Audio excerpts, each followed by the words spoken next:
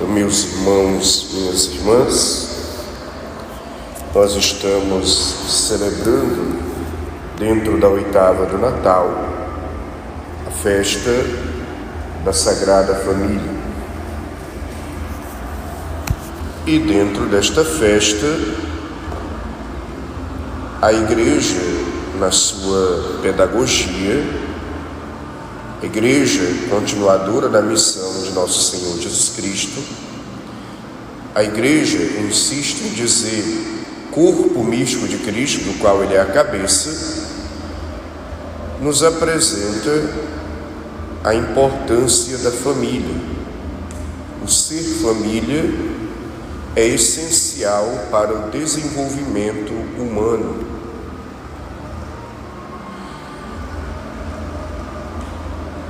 Nós já percebemos que o próprio Deus,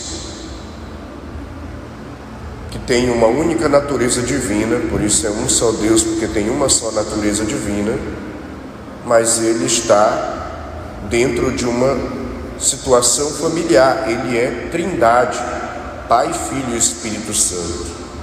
Ali é uma comunidade de amor, é uma família. E nós vemos que o próprio Jesus, ao encarnar-se no ventre da Virgem Maria, ao assumir a nossa humanidade para nos restaurar, para nos religar ao Pai, Ele assume essa condição de estar também dentro de uma família. Então, para bom entendedor, meia palavra basta, ou seja, nós percebemos que para Deus a família é importante, é fundamental, é indispensável. E por uma coisa que hoje, inclusive, qualquer psicólogo atesta para nós, que o desenvolvimento do ser humano precisa daqueles laços de amor, de afeto da família. Quando falta essa estrutura familiar, a pessoa cresce com carências que mais tarde vão acabar vindo à tona com conflitos, com dificuldades. Por isso, a família é e continua sendo importante. É e continua sendo uma necessidade.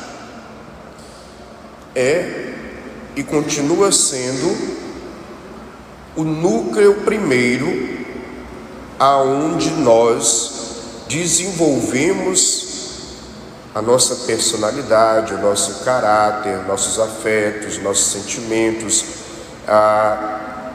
os nossos valores. E por isso Deus nos apresenta a Sagrada Família. Porém, é importante nós compreendermos uma outra coisa. Nossa humanidade foi afetada pelo pecado. Humanidade afetada pelo pecado foi enfraquecida. Humanidade enfraquecida falha, erra, não é perfeita. Logo, uma humanidade que falha, erra e não é perfeita, dentro dos seus relacionamentos também não será perfeita. E por isso não existirá família perfeita. Portanto, nós precisamos também tomar cuidado dentro do plano humano para não idealizarmos demais os papéis dentro da família. A mãe e esposa tem um papel? Tem.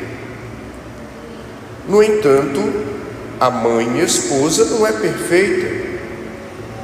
Como qualquer ser humano na face da terra, em algumas situações vai falhar como mãe, vai falhar como esposa. E isso não é o fim do mundo. E isso não é para se cobrar, para se culpar, para se condenar, para ficar perder a paz por causa disso.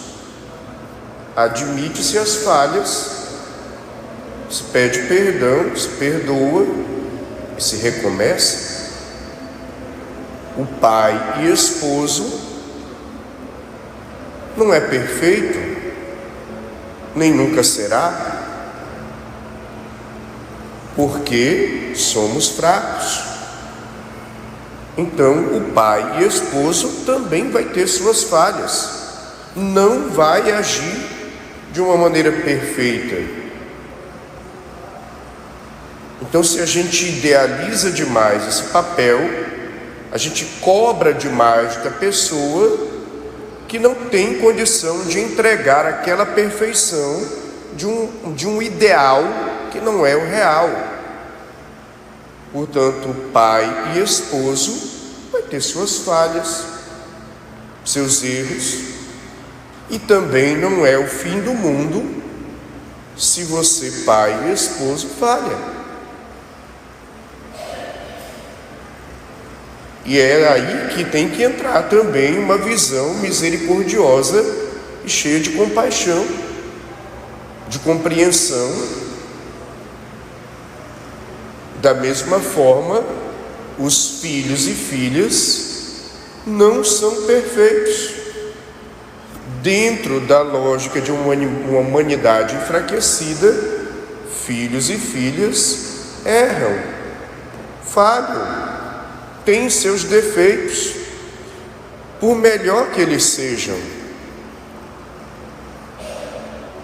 E não é o fim do mundo quando um filho ou uma filha erra, porque são humanos e, mais ainda, são inexperientes. Vai ser normal, na lógica da vida, errarem. Portanto, nós precisamos ter essa compreensão para não idealizarmos demais os papéis dentro da família e, a partir daí, exigirmos uns dos outros uma perfeição que não está na outra pessoa e que ela não pode corresponder a todas as nossas expectativas. E é aí que entra um olhar misericordioso, cheio de compaixão, cheio de perdão. Agora, é claro que é sempre importante admitir as falhas, pedir perdão, recomeçar. Claro que é sempre importante amadurecer com os erros, crescer com eles, aprender com eles. Claro que nas falhas que temos nos relacionamentos familiares vai ser necessário o diálogo, que é uma das coisas que, infelizmente, nós, como família, falhamos em muito. Dialogar, conversar, se entender, procurar o outro, procurar a outra, nos ouvirmos, dar atenção, dar tempo um para o outro.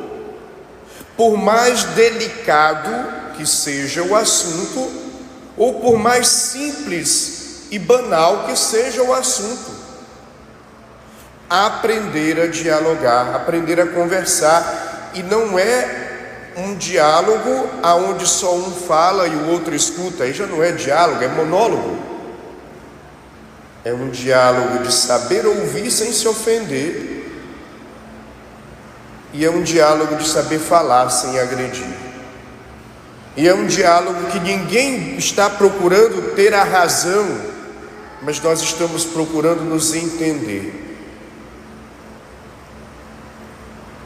Portanto, muitas vezes, conflitos familiares acabam acontecendo porque falta este diálogo, falta essa conversa franca, simples, humilde, aberta, sincera, com o coração desarmado, que busca um entendimento.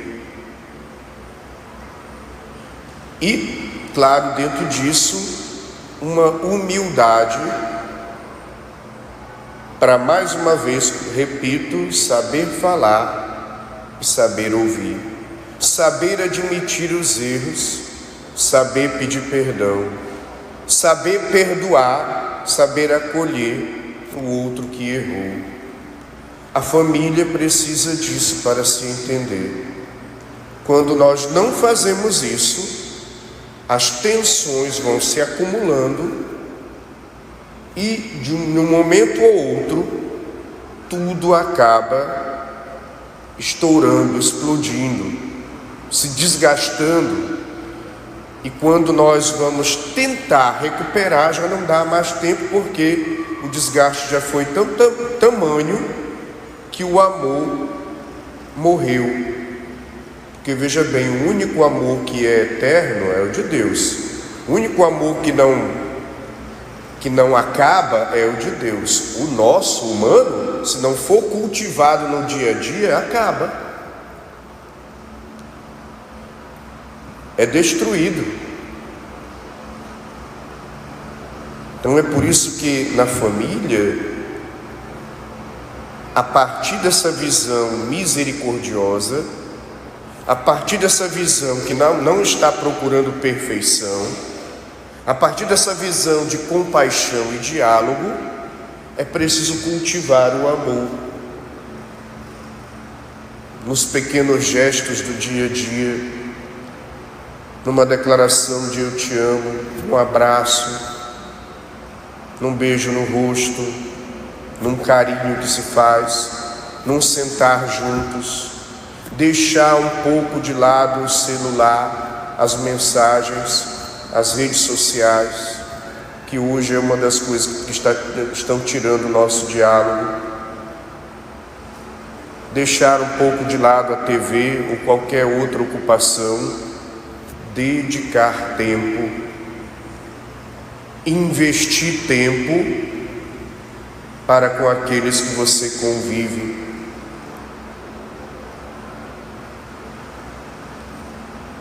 Agora, é bem verdade, e eu gostaria de abordar esse tema, que é inclusive de um livro de um psiquiatra inglês. Ele se chama Theodore Dunpole, e ele escreveu um livro chamado Podres de Mimados, as consequências do sentimentalismo tóxico. Então, as nossas famílias não estão sabendo educar as novas gerações. E isso não é de hoje, não. Isso já vem acontecendo, inclusive segundo esse autor, há pelo menos 2 séculos.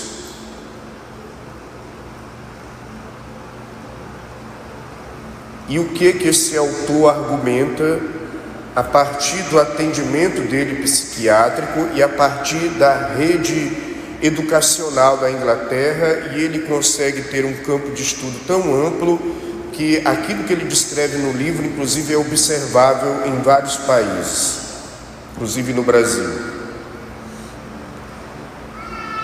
Para você entender, eu vou falar um pouco da minha vida escolar para descrever o que o autor descreve. para não entrar numa coisa muito complexa. Eu fiz 3 faculdades. Uma dessas faculdades, não vou dizer qual foi, porque senão depois, se os professores ouvirem a homilia, vão ficar ofendidos comigo. Fiz 3 faculdades. Em uma dessas faculdades, o professor mais duro, mais rígido, mais exigente, tinha a fama de ser Caxias, entrou na sala de aula e disse assim: vocês precisam ouvir o que falam de vocês lá na sala dos professores. Falou para os alunos, para a turma toda. Aí a gente perguntou: o que é, professor? Ele disse: eles pensam que vocês são coitadinhos. Tadinho deles, eles não dão conta. Vamos facilitar, vamos passar tarefas mais fáceis, vamos passar exercícios mais simples, não vamos exigir tanto porque eles não vão dar conta. E esse professor argumentava: eu não vou facilitar a vida de vocês. Vocês vão ler os livros, vocês vão escrever as teses. Mandou a gente escrever 14 teses. Mandou nós lermos uma série de tratados e fez prova oral com a gente. Mas aquele professor salvou aquele curso que eu estava fazendo. Porque hoje, se eu tenho alguma coisa na memória, quando vou falar com alguém, foi das exigências que ele fez para que eu me desenvolvesse como aluno. E a tese desse psiquiatra inglês é a seguinte: nós estamos já há pelo menos 200 anos, geração após geração, virou uma mentalidade que diz assim: os meus pais me criaram com rigor muito grande. Eu não vou criar o meu filho com esse rigor, eu vou facilitar para ele. Aí eu facilito. A próxima geração diz assim: não, mas os meus pais também me criaram com um rigor muito grande, eu vou facilitar para eles. Então, geração após geração, nós vamos facilitando, entregando tudo de mão beijada, fazendo tudo pelos filhos e protegendo demais. É por isso que o nome do livro é Podres de Mimados. E aí, qual é o problema? Geração após geração, nós vamos facilitando, dizendo: coitadinho, ele não dá conta, deixa eu fazer tudo para ele aqui, deixa eu entregar tudo de mão beijada. Nós vamos facilitando tanto que as novas gerações muitas vezes não sabem fritar um ovo, não sabem se virar na vida, não sabem lidar com o conflito, tão mimados que quando é dito um não para eles da vida adulta, ou eles se deprimem, ou eles partem para briga, para porrada, para agredir o outro, na intolerância. Por quê? Porque nós, há pelo menos 200 anos, segundo esse autor, estamos facilitando demais a vida dos nossos filhos. Uma vida em que eu não estou acompanhando, que eu não estou orientando, que eu não estou corrigindo, em que eu não estou exigindo, em que eu não estou dizendo, pelo menos aqui e acolá, dizendo: meu filho, resolva, te vira. Claro que eu não estou falando para você jogar o menino, a menina na cova dos leões e dizer: sai daí, que eu não estou nem aí para ti. Não é isso. Mas facilidade demais, mimar demais, proteger demais, e às vezes delegar isso para a escola, para os professores, delegar a educação dos teus filhos para babá ou para as babás eletrônicas que agora também estão por aí, é mal educar o seu filho e é gerar novas gerações podres de mimadas, que como adultos serão adultos desequilibrados nas suas relações. Portanto, nós precisamos começar a discutir isso entre nós. Eu não estou aqui defendendo que você trate o seu filho, sua filha, que você eduque na base da chibata, de forma alguma. Mas entregar tudo de mão beijada, facilitar demais a vida, achando que você está fazendo um bem, na verdade você está estragando aquela pessoa.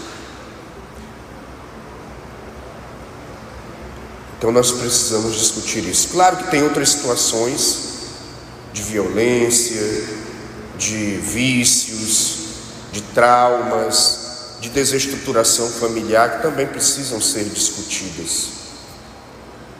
Mas hoje, nesta homilia, eu gostaria de chamar a atenção de vocês para isso. É preciso que nós abramos o olho para educarmos melhor as novas gerações, até porque nós já somos vítimas disso. Os nossos pais já nos criaram nos mimando, com algumas exceções, e os pais dos nossos pais também já nos criaram nos mimando, com algumas exceções. E hoje as intolerâncias, as arrogâncias, os desequilíbrios que estão aí são frutos muitas vezes de uma geração após a outra que facilitou a vida demais dos filhos e não teve nenhum nível de exigência, de excelência. Portanto, é importante que, por amor, nós tenhamos esse nível de exigência. Por amor. E aqui eu encerro essa homilia lembrando de uma historinha que você já deve ter ouvido, uma reflexão muito comum, que fala da borboleta no casulo, né? Você sabe que a lagarta, ela entra ali naquela crisálida, fica um casulo, e depois ela transforma-se em borboleta ali dentro, e depois ela faz um esforço para romper o casulo. Você vê aquele casulo pulsando. Se você pegar uma gilete e cortar o casulo, tadinha da borboleta, vou ajudar ela a sair, corta o casulo. Ela cai ali e morre. Por quê? Porque o esforço de sair do casulo é que desenvolve as asas da borboleta para ela poder voar. Quando a gente corta o casulo, a gente impede a borboleta de se desenvolver para que ela voe. Então, às vezes, nós estamos fazendo isso há pelo menos 2 séculos, facilitando demais a vida de uma geração para outra, mimando demais, protegendo demais, e o resultado disso são adultos podres de mimados, desequilibrados nas suas relações, porque faltou aquela exigência familiar, aquele limite familiar, aquela educação familiar que procurasse desenvolver aquela criança. Pensem nisso e procurem o livro Podres de Mimados. Talvez isso possa abrir um pouco a nossa mente e melhorar a qualidade da educação que nós estamos dando para os nossos jovens. Louvado seja nosso Senhor Jesus Cristo.